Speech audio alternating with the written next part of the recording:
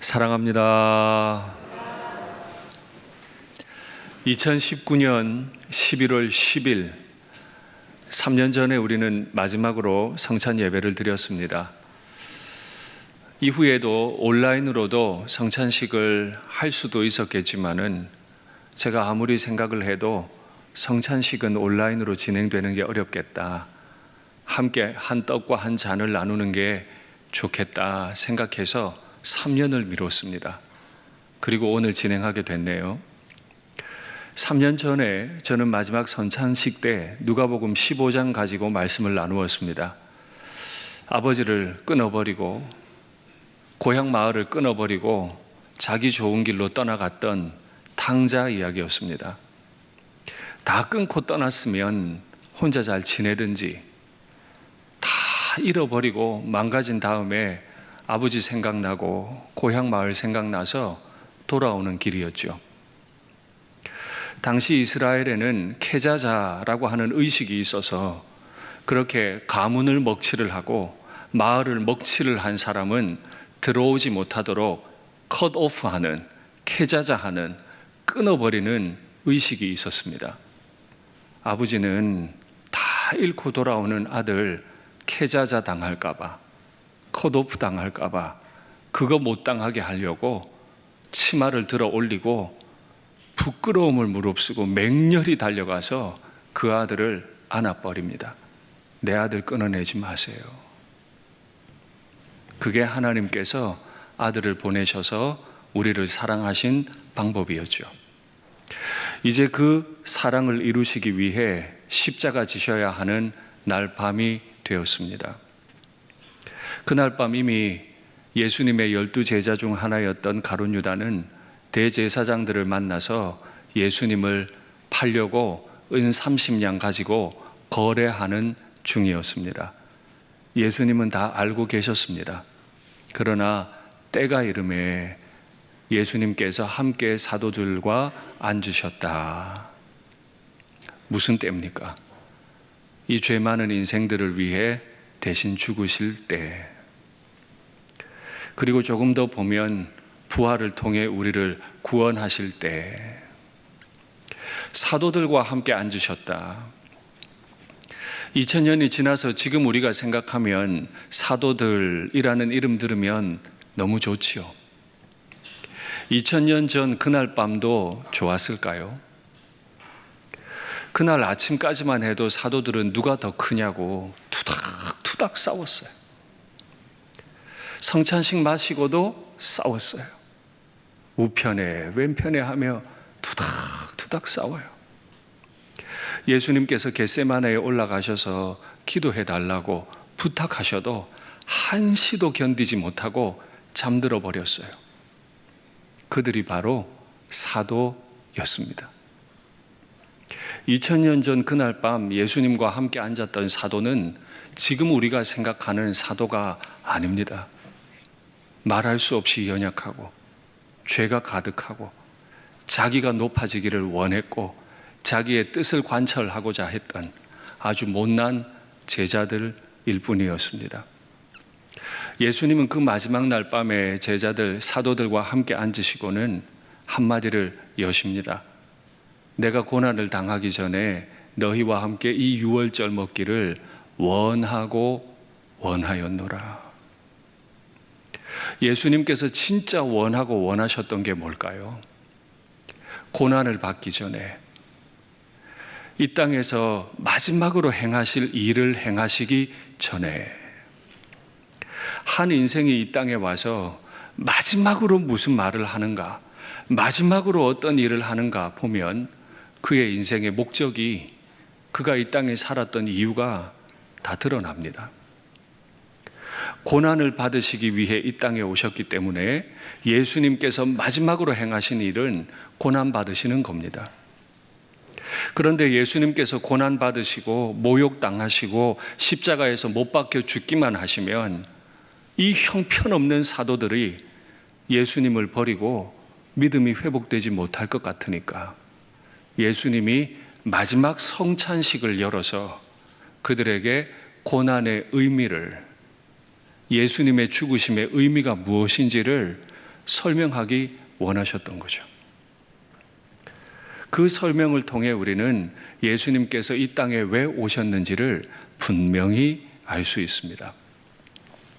그날 밤 예수님은 유대인이셨기 때문에 유대인의 관례를 따라서 유월절 축제 모습을 가지고 만찬을 진행하셨습니다. 이미 이 강단에서 여러 차례 말씀을 드렸습니다마는 유월절 축제 때는 믿음의 가장이 포도주 잔을 4번을 들어 올립니다. 그래서 예수님께서도 식사 자리에서 포도주 잔을 드시면서 말씀하십니다. 너희끼리 나누어라. 나는 마시지 않겠다. 내 아버지의 나라에서 너희와 함께 마시는 날까지 내가 이곳에서는 포도나무에서 난 것을 마시지 않겠다. 너희끼리 나누어라. 왜요? 적어도 예수님께는 오늘 이 만찬이 마지막 유월절 잔치가 아니었기 때문입니다. 그러면 예수님은 이 미루어 놓은 마지막 포도주 잔을 언제 드실까요?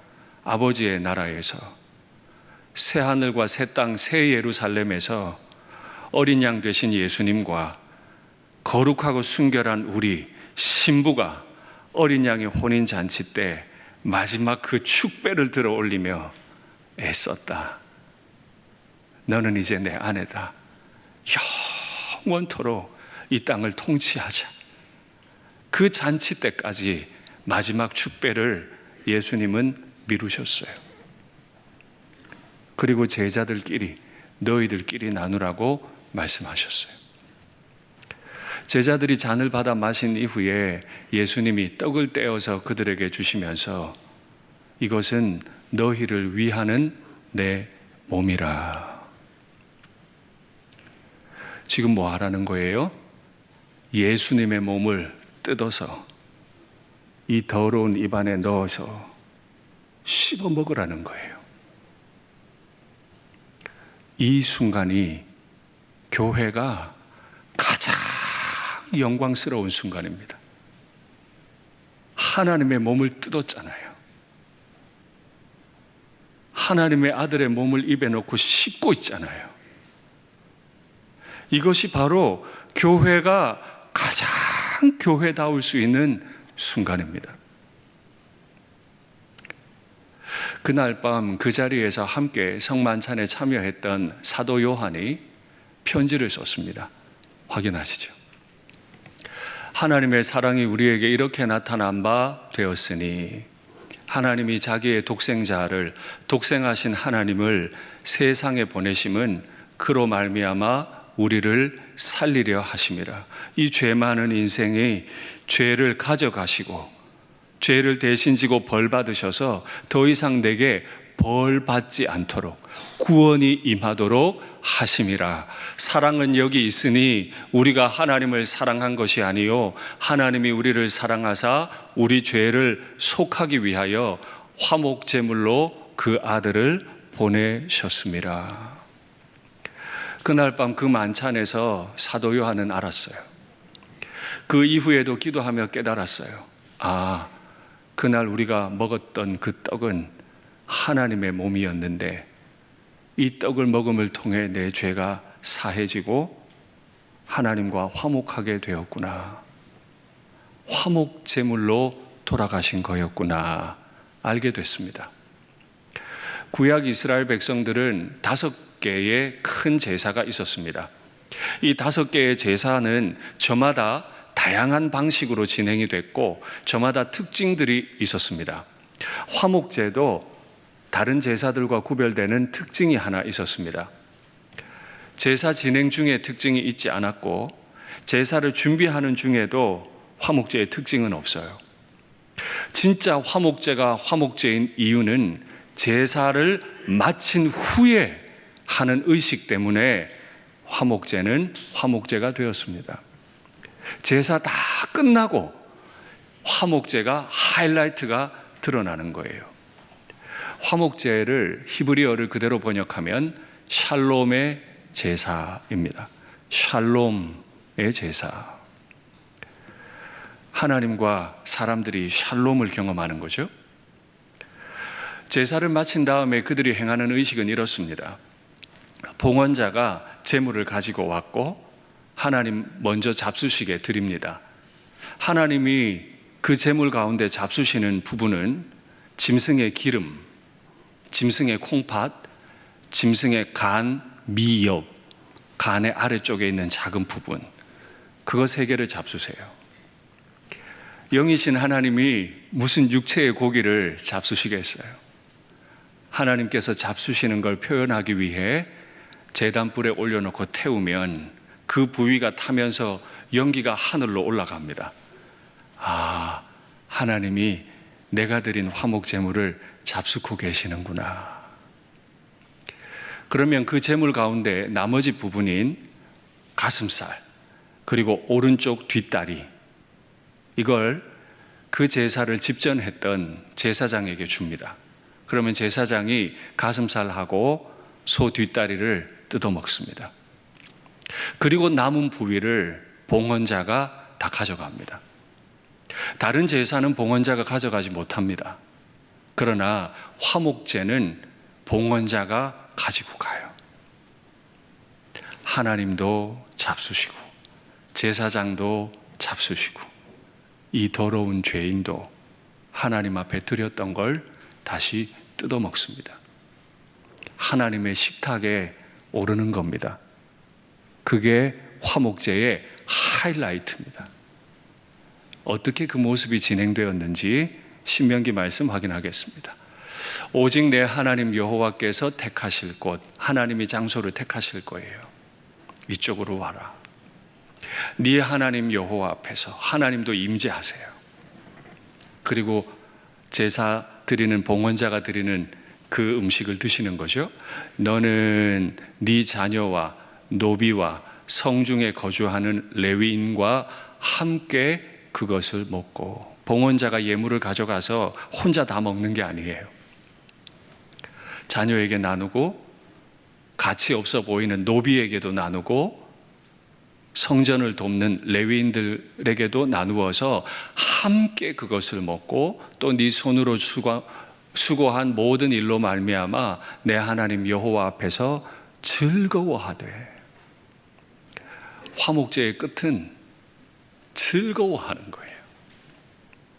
간혹 우리가 이런 성찬을 대할 때마다 한 가지 착각하는 건, 성찬을 대하면서 내 죄를 용서받은 걸 기억하고 하나님과 하나 되었다. 그건 속죄 제사죠.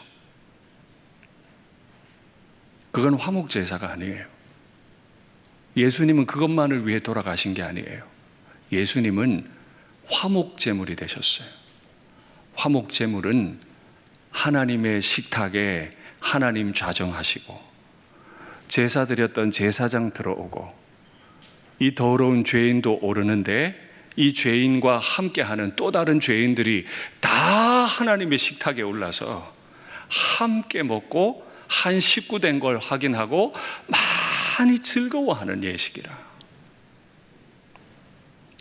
그래서 성찬을 대할 때는 하나님과 화목하기를 원할 뿐 아니라 나와 생각이 다르고 나와 방식이 다른 바로 그 사람과 화목해야만 성찬을 바르게 대하는 것입니다. 주님께서 떡을 먹으라 하신 이후에 이것을 행하여 나를 기념하라. 6월절 제사 가운데, 축제 가운데 지금 참여하시는데 이 화목 제사를 기념해서 나를 기념해라. 무엇을 기념할까요?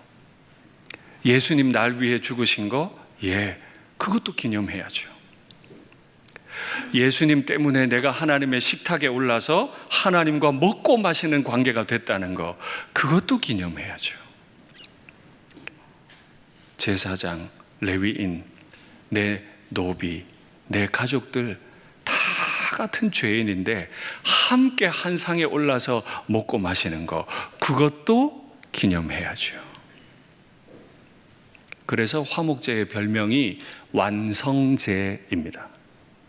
모든 제사의 완성은 화목제로 끝이 나요.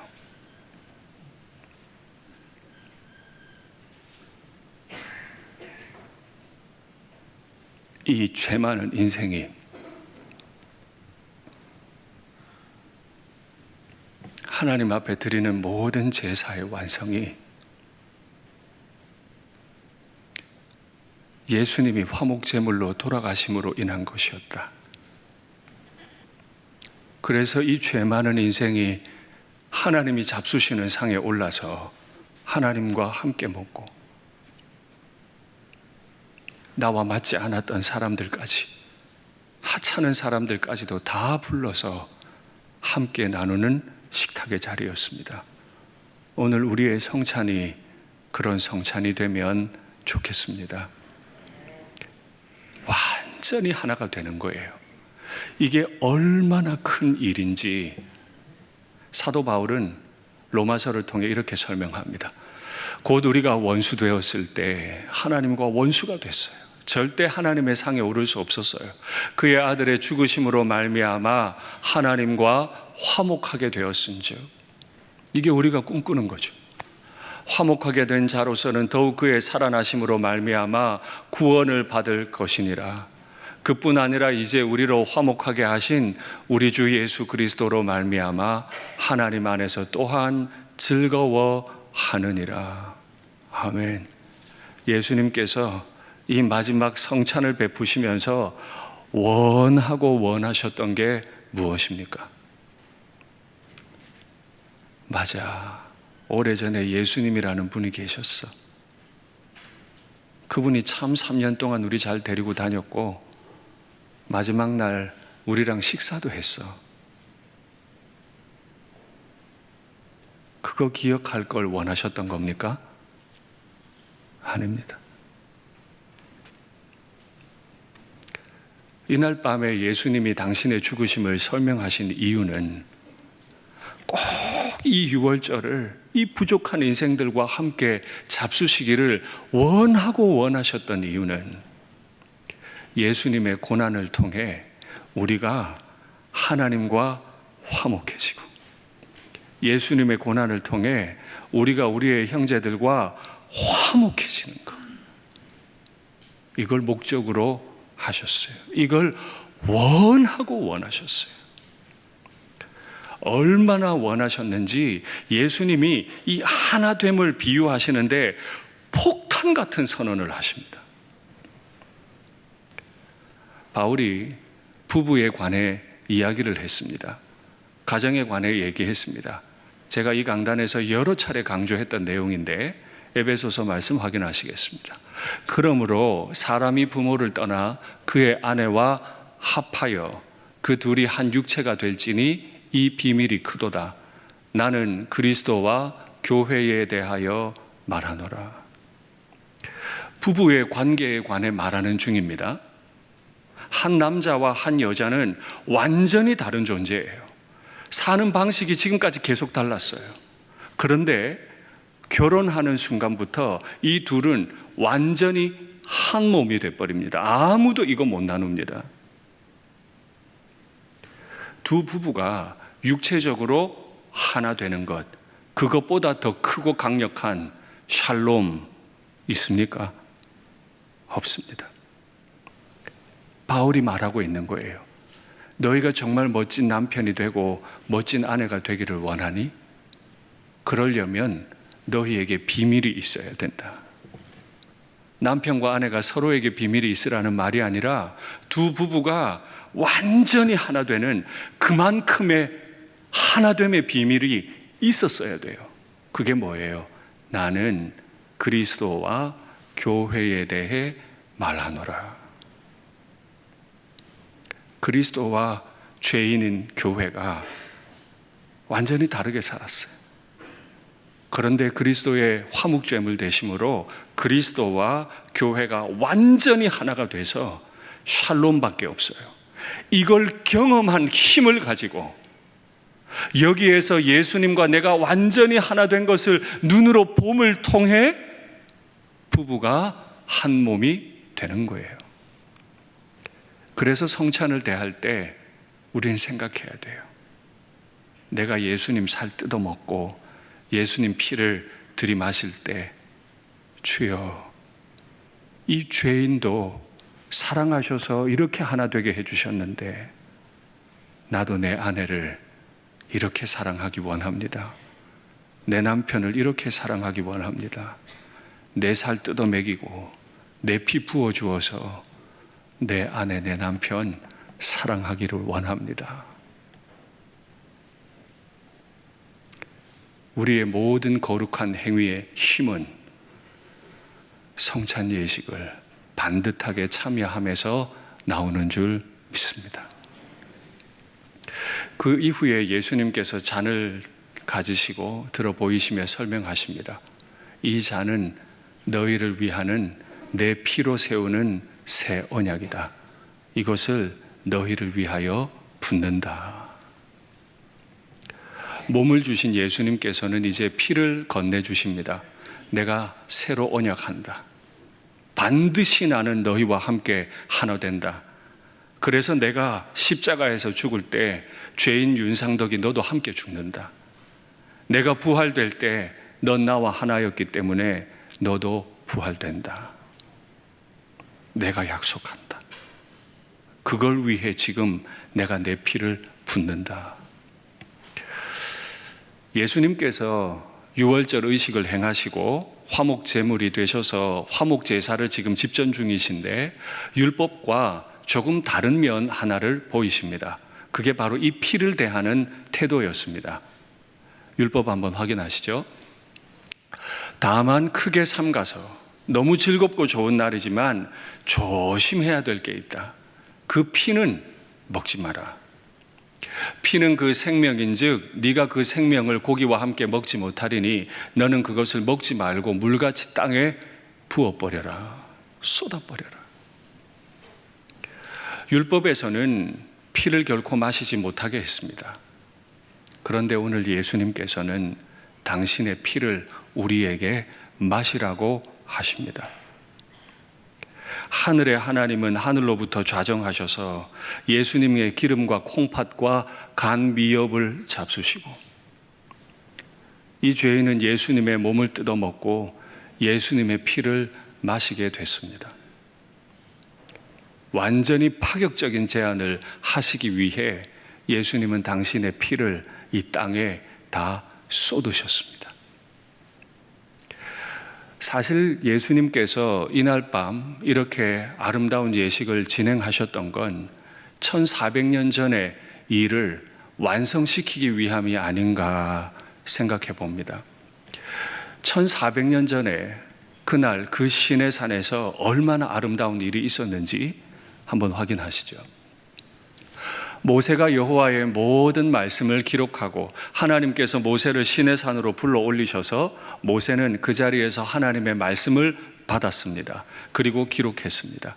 이른 아침에 일어나 산 아래에 제단을 쌓고 이스라엘 12지파대로 12기둥을 세우고 이스라엘 자손의 청년들을 보내어 여호와께 소로 제물을 드리는데 첫 번째 제사 번제와 두 번째 제사 화목제를 드리게 하고 전혀 다른 두 가지 제사를 율법을 받은 날 드리게 했습니다. 번제의 하이라이트는 아무도 못 가져가고 오직 하나님만 잡수신다는 데 있어요. 피는 뽑아 땅에 부어버리고 똥은 빼서 지저분한 곳 두는 곳에 둔 다음에 모든 부위를 각을 떠서 다 태워서 연기가 하늘로만 올라가게 만듭니다. 하나님만 잡수시는 게 번제예요. 이 의미는 하나님이 주인이시니 하나님께 헌신합니다. 하나님이 율법을 내게 주셨으니 내가 이 율법을 받았으니 이 율법에 헌신하겠습니다 하는 뜻의 번제예요. 두 번째 제사는 화목제라. 화목제사는 완성제라 그랬죠. 이 번제가 완성이 되는 제사. 하나님이 좌정하시고 제사장과 레위인이 들어오고 봉헌했던 그 죄인이 함께하고 노비들까지 들어와서 하나님 앞에서 한 상에서 먹고 마시는 행복한 장면. 그게 이미 1400년 전에 율법 받는 날 시내산에 하나님이 불로 강림하셔서 시내산을 불태우신 그날에 있었던 일입니다. 그런데 더 기가 막힌 일들이 성경에서 계시록 어린 양 혼인 잔치를 제외한다면 그 어린 양 혼인 잔치까지 가는 동안 아마 가장 아름다운 일이라고 표현할 수 있는 그 일이 그날 그 시내산에서 계속해서 일어납니다. 한번 확인하시죠. 모세가 그 피를 가지고 백성에게 뿌리며 이르되 이는 여호와께서 이 모든 말씀에 대하여 너희와 세우신 언약의 피라. 이미 하나님의 언약의 피는 예수님이 돌아가시기 1400년 전에 그날 그 시내산에서 뿌려졌어요. 모세와 아론과 나답과 아비후와 이스라엘 장로 70인, 이스라엘을 이끌어가는 지도자들이 하나님의 명령을 따라 시내산에 올라갑니다. 이스라엘의 하나님을 보니, 감히 죄인이 하나님이 좌정하신 산에 올라서 하나님을 목격해버려요. 하나님을 보면 죽는데 하나님을 만나요. 하나님을 바라보게 돼요. 그의 발 아래는 청옥을 편듯하고 하늘같이 청명하더라. 세상에 본 적 없는 맑고 맑은 것들이 활짝 열려버려요. 하나님이 이스라엘 자손들의 존귀한 자들에게 손을 대지 아니하셨고, 죄인이 하나님 앞에 접근하면 하나님은 반드시 그를 죽이셨습니다. 그런데 그날 주님 앞에 헌신을 다짐하는 번제와 주님과 화목되기 원하는 화목 제사를 드린 그날은 하나님이 이스라엘의 접근을 허용하셨고 손대지 않으셨어요. 그들은 하나님을 뵙고 하나님을 먹고 하나님을 마신 겁니다. 1400년 전에 애굽의 노예로 살던 인생들을 시내산으로 불러서 예수님이 1400년 후에 행하실 화목 제사를 이미 다 보이셨어요. 우리가 시내산에 올라도, 우리가 하나님을 배워도 죽지 않을 수 있는 이유는 이미 그때 예수님의 화목 제물의 그 피와 살이 우리를 덮어주셨기 때문인 줄 믿습니다. 예수님께서 정말 원하고 원하셨던 것은 무엇입니까? 하나님의 식탁에 우리를 초대해서 하나님 아버지가 기름과 콩팥과 간 미엽을 드시는 동안에 제사장이 앞가슴살과 오른쪽 뒷다리를 뜯어먹는 동안에 이 죄인들은 나머지 부위를 다른 사람과 완전히 남편과 아내가 육체적으로 하나 되듯 하나님과 제사장 레위인과 백성들이 완전히 하나가 돼서